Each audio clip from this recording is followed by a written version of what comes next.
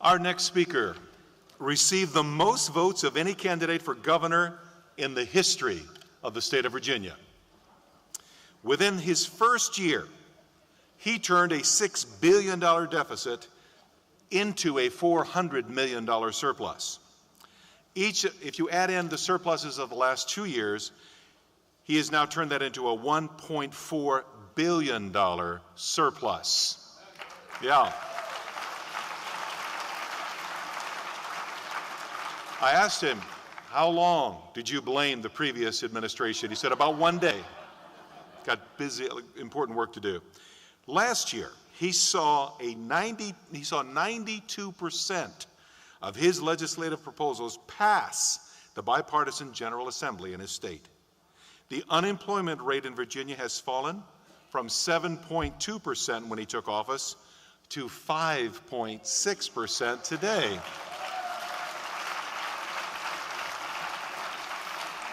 If you ask me, I think he's working on the wrong side of the Potomac. Ladies and gentlemen, would you please welcome 21-year Army veteran and governor of the great state of Virginia, Bob McDonnell.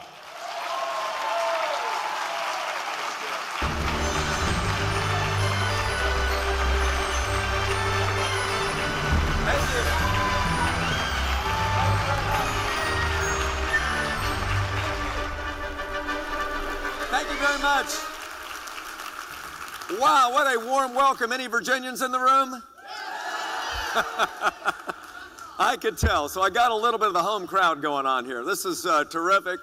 Welcome across the Potomac. And just know when you go back, your taxes will go down. And any of you that live in other states, we're glad to have you in the Commonwealth of Virginia. I want to bring you greetings from the 8.3 million people that live in the great Commonwealth of Virginia, the mother of presidents, the cradle of democracy, where if you remember your history, and I appreciate Tim Wildman's good quotes from the first president of the United States, the great Virginian, George Washington. I got a couple more for you here in a minute. But I just appreciate the fact that American democracy started 405 years ago at Jamestown, Virginia. And it started with a group of people that had spent 144 days at sea. And when they got to Virginia Beach, Virginia, one of the first things they did is they actually planted a cross at Cape Henry, Virginia. And they said, this is going to be a different kind of nation. This is going to be a land that is governed based on principles of free enterprise and religious freedom. That's the history, and that's the legacy of the United States of America. And I'm delighted that that all happened in my Commonwealth of Virginia. Hey, well, listen, I want to say I'm delighted to be here, especially with my friend Tony Perkins. He and I have worked together on things for well over a decade. I brought him to Virginia about 10 years ago. We fought a couple legislative battles dealing with protecting and defending and strengthening the institution of marriage. And I can tell you've got one terrific leader at FRC and the Family Resource Council and Tony Perkins. I appreciate Gil's leadership and having the general on board now. It's just a great team here. And this partnership with AFA and Liberty University and the Heritage Foundation and so many other people that all have this common mission of making sure that what was planted at Jamestown in 1607 and what was watered by some of those other great Virginians like Jefferson and Henry and Madison and Mason and Washington in 1776 to 1789, that those principles always stay strong and are never forgotten. Because if we forget that history, we will certainly drift into becoming a different kind of nation. And that's not the direction that we want to go. So with that, I just want to say welcome. This is terrific to see such a great turnout of people that believe that values do matter, that character does count, and those things are indispensable to the moral fiber of the nation, as President Washington said a couple hundred years ago. Well, I hope you're here because you care deeply about these principles of faith, family, and freedom, and that you do realize that these are timeless and indispensable supports upon which the Republic was founded, and that those ideas that those founders had are as important and relevant today in 2012 as they were in 1776 or 1787 when the Constitution was written. These are incredibly important principles. This is the essence of who we are as Americans, and I think why we still are the greatest force for the good and the greatest proponents of human freedom that the world has ever known, and we still are that way today because of those great ideas. You may have heard of a guy, the second governor of Virginia. His name was Thomas Jefferson. Anybody heard of him? Okay. Well, of course, he acknowledged in that declaration that our rights don't come from government, but they come from God. And in fact, that governments were instituted among men to protect those rights. I mean, I think that is part of what Jefferson brought, recognizing the law of nature and nature's God from the Anglo-American law that he brought and entrenched forever in what we believe as Americans: life, liberty, the pursuit of happiness. Then a couple other guys from Virginia, you may have heard of them, George Mason and James Madison, drafted something called the Bill of Rights, and a good part of that the United States Constitution. And I think it was really important that in the bookends of that Bill of Rights, they started with the principle that freedom of speech and freedom of religion and the free exercise of religion were the first individual liberty that needed to be protected in the First Amendment. And then on the back end, with the 10th Amendment, I kind of call that a forgotten amendment. I bet you governors, Democrat and Republican, would agree with this. Is the 10th Amendment basically said, okay, federal government, you got to stay in your box. And it's called Article 1, Section 8 of the Constitution. That's what you're supposed to do. And everything else is left to the states. So that's the law. That's the Constitution. And unfortunately, over a period of a couple hundred years, with a lot of court decisions and a lot of changes that have been made and a lot of revisionist constitutional history, we now have some that would say that those things mean something different than what they were originally intended. So I hope that's why you're here, that you believe that those principles are right, and more importantly, you believe that this conservative view of the world and that we are in fact a nation founded on these values of faith and family and freedom and marriage and limited government and individual responsibility, that these things are still critically important to the Republic today. So thank you for believing in those things. And as you're working over these next 55 days or so to support candidates who believe in those issues, not only should you have confidence that this is the timeless tradition of America that goes back 4 centuries, but most importantly, I think for some that are those independent voters that you want to talk to get to join your side, they work. These principles actually work. Look what's happened when you try the progressive liberal left-wing ideas. You get yourself an immoral $16 trillion in debt. You get a federal government that can't even pass a budget for 3.5 years. You get 23 million people that don't have access to the American dream, that can't use their God-given talents to serve their families because they can't find a job in this country. You get a doubling of gas prices. You get a $4,000 reduction in the average take-home pay. You get the lowest number of new entrepreneurs in 30 years in America. Let me repeat that because I think that's the most devastating thing we have right now. Is the next Bill Gates or Steve Jobs, the people that are the ones that dream big and work hard and try to accomplish great things and then create a lot of things for other people? We're down to the lowest level now in over 30 years because of the stifling taxes, regulation, litigation, unionization, interference with Washington in that basic free enterprise system that our founders planted 405 years ago now. In fact, if you don't believe that, go back and read the Virginia Company Charter that King James wrote. By the way, he's the same guy that commissioned the King James Bible 5 years after the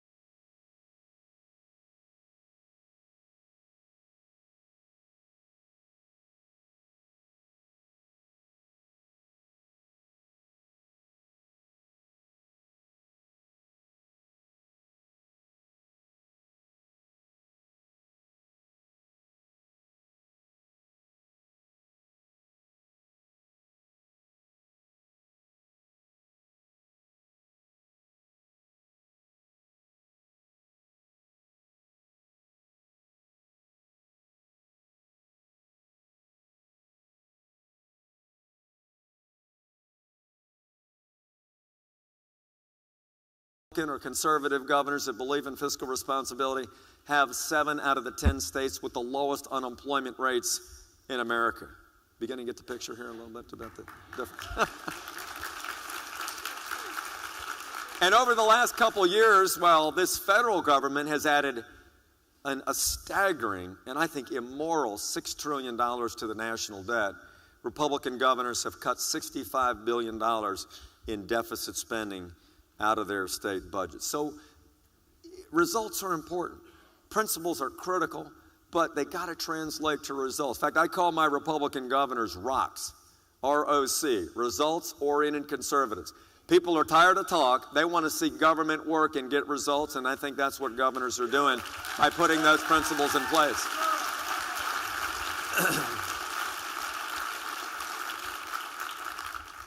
So I've come to talk to you about something you already know. I know I'm preaching to the converted here, but it is time for a change. I mean, real change to get America back on the right course. I'd say that this is a fundamentally critical choice that Americans have. And this is the way I would frame it for you. We have the choice between what we have now, the status quo, which is a belief that more government and more taxes and more centralized approach to governing and more spending and more entitlements is the way for people to achieve the American dream.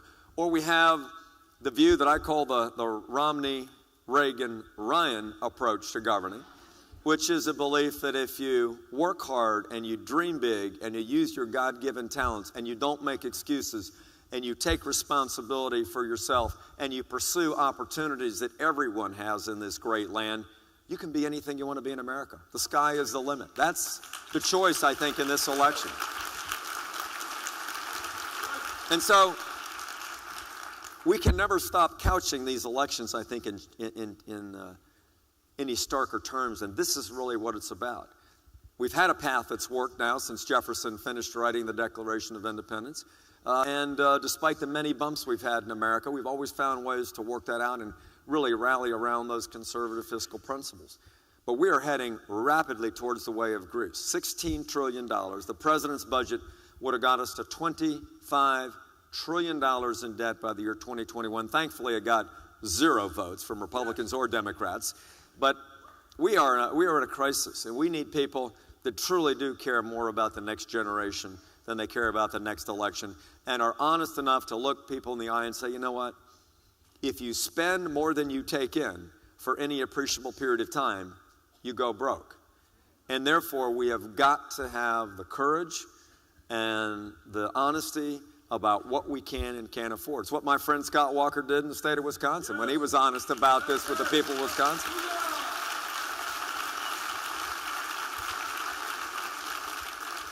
And you see that with John Kasich and Rick Scott and Chris Christie and Susana Martinez and a lot of the Republican governors doing the same thing to say, folks, we've got to be able to spend money the way you and your family spend money, the way you and your small business spend money, so that we make things work. Spend it like it's your own money, and if you overspend and overpromise, the bills become due and you're in a mess. And that's where we are. And that's why fiscal conservative principles really work. And so as you're convincing people to come to your side and that 10 or 12% that's still undecided, tell them about this. What is really working and what's failed the last 4 years?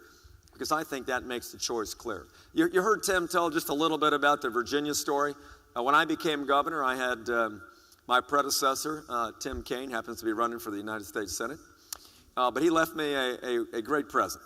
It was a $6 billion deficit. Over 3 years, and a $2 billion tax increase to try to plug that hole. So we immediately killed that tax increase. We reformed government. We cut back in a number of areas. We tried to set priorities, and it wasn't easy. I mean, a lot of people weren't happy that some things were being cut back. But within the first year, we had about $370 million in surplus, and over the last 3 years now, we've had $1.4 billion in surpluses, and that's because these conservative principles actually work. And anybody here from California? Okay. Now you all definitely need to move to Virginia. I'm telling you. You will get a pay raise immediately because we've We've had people like Northrop Grumman and SAIC and CSC and Hilton. A lot of people come to Virginia because we just believe in free enterprise. Government works hard, sets the rules right, puts a pro-business climate, and then stays the heck out of the way and let the dreamers work. America works great, and that's been our secret of success in Virginia. You know, there's so many, those are just some of the fiscal issues that I know you all are concerned about. But you just heard from Tim, and I know you're going to hear from a lot of other speakers about the fact that what we also have to protect are those traditional values that have made America great. I was chairman of the Republican Platform Committee in Tampa here 3 weeks ago. And I can tell you, we're not afraid to mention in our platform that our rights come from Almighty God.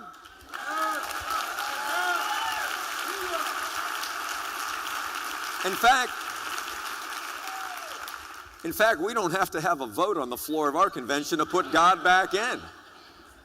It's amazing. God got voted down 3 times on the floor of the other party. I was surprised to see that, and only the gavel of the chairman got him in. But we've mentioned the rightful role of God as the author of our liberties on about 10 different occasions, and I mentioned it repeatedly in the preamble, because we really do believe that at our core that we are an incredibly blessed nation. In fact, Jefferson said in those last words of the Declaration, is really through the great work of divine providence that we are who we are as a nation.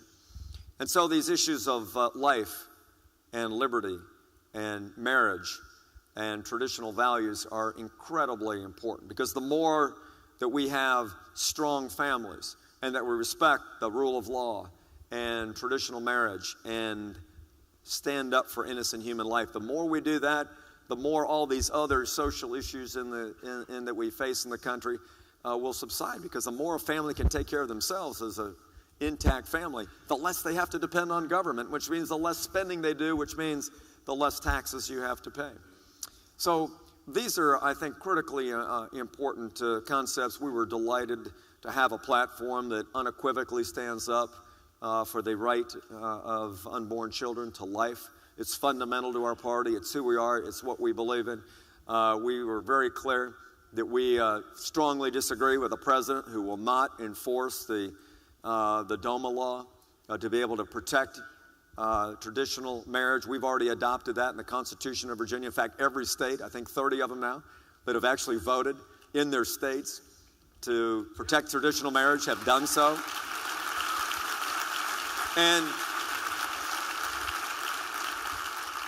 And so embracing that concept as a national idea should not be a foreign concept, but it appears to be to this administration. So here's what I want to do. Here's what I want to ask you to do. These issues are vitally important to what kind of country that we have. And I think that's the question you ask, and you ask your children and your grandchildren as you get them to actually work. Because it's nice to come here to Washington, D.C. and hear a lot of speakers and say, boy, weren't they great? And you have great chicken dinners, and you make some new friends, and you wear great uniforms, and, you know, you have a lot of fun. And if you go home and aren't changed and do things differently the next 55 days, you've wasted a lot of time and a lot of money. So here's what I want to ask you to do. All of you, by the fact that you're here, you're opinion leaders. In your church, in your synagogue, in your business, in your community groups, you all are leaders. In fact, you're among the less than 1% or 0.5% of all Americans that are doing what you're doing right now. And that is to taking your responsibility seriously and realizing that democracy is not a spectator sport. I learned that when my daughter was in Iraq back in 2005. And I saw her as a platoon leader over there doing what they did, and those men and women were able to get free elections for the first time in 25 years in Iraq, with women crying in the street because they tasted democracy. I'll never forget those images. I hope you don't either. But that's what our men and women are willing to do for us, to fight for freedom for people that don't even know, because that's who we are as Americans. So if they're willing to do that, then how hard is it going to be for you, maybe with only the threat of a little bad weather occasionally, to go out and do the hard work of freedom this next 55 days? Talk to your neighbors. Put up the signs. Send out the emails. Knock on doors. It's the best way. It's the only reason I won 21 years ago, was just knocking on doors, saying, this is who I am, this is what I believe in, please vote for me. You can do the same thing for conservative candidates. Mitt Romney, Paul Ryan, he did a great job, I'm sure, for you this morning. They need your help, and they need your advocacy. There's two of them, but there's millions like you in America that believe in these traditional values of limited government. So you need to get out of your comfort zone. You need to spend time, whether you go home and it's still 95 degrees in the shade, or whether that first week in November it might be 20 degrees when you get up in the morning. You've got to be willing to make this sacrifice, because if the troops can do it for us, we can certainly do it to protect the values of our country. Secondly,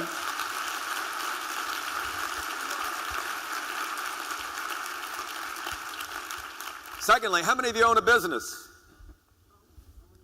How many of you work in a business? How many of you like business?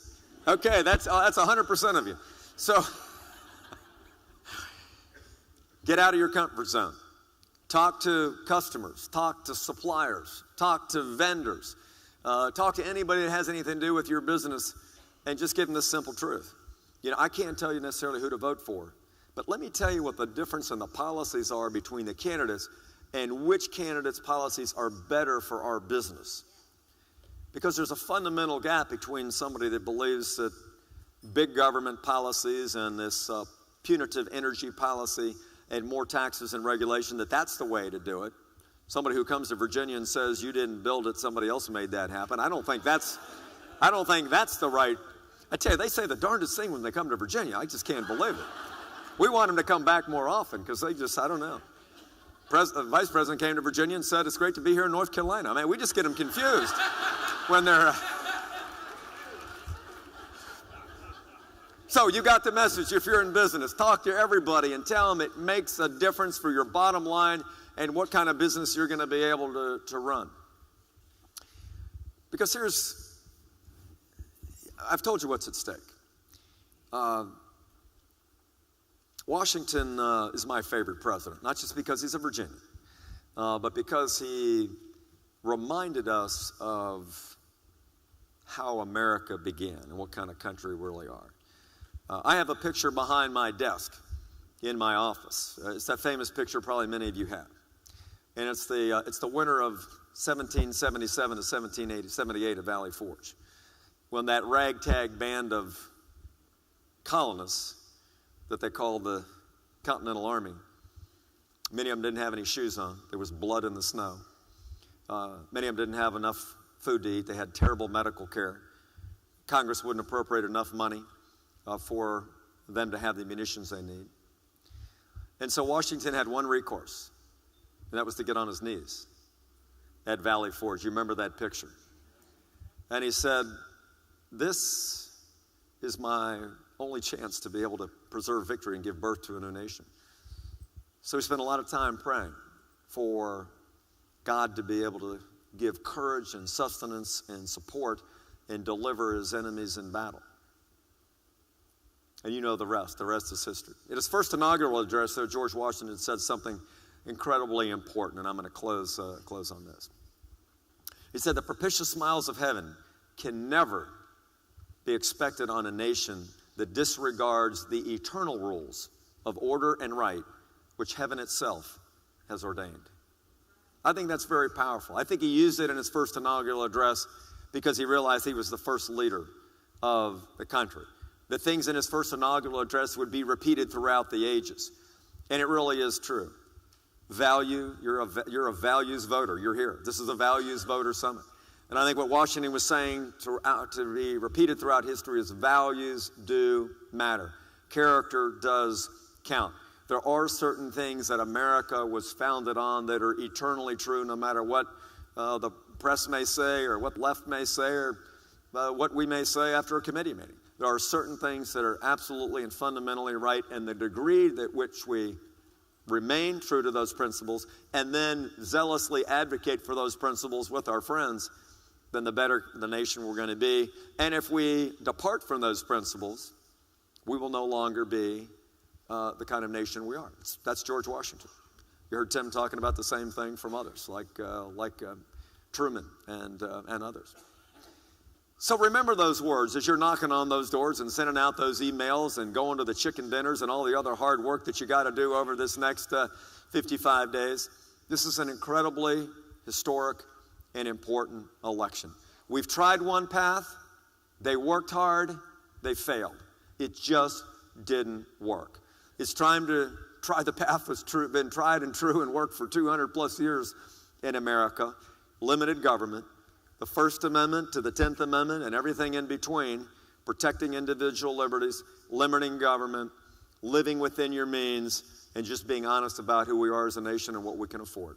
If you work hard for those things over the next 55 days, I think we're going to have a restoration of the American dream, and I'll come back in November to thank you for doing it. God bless you. Thank you very much.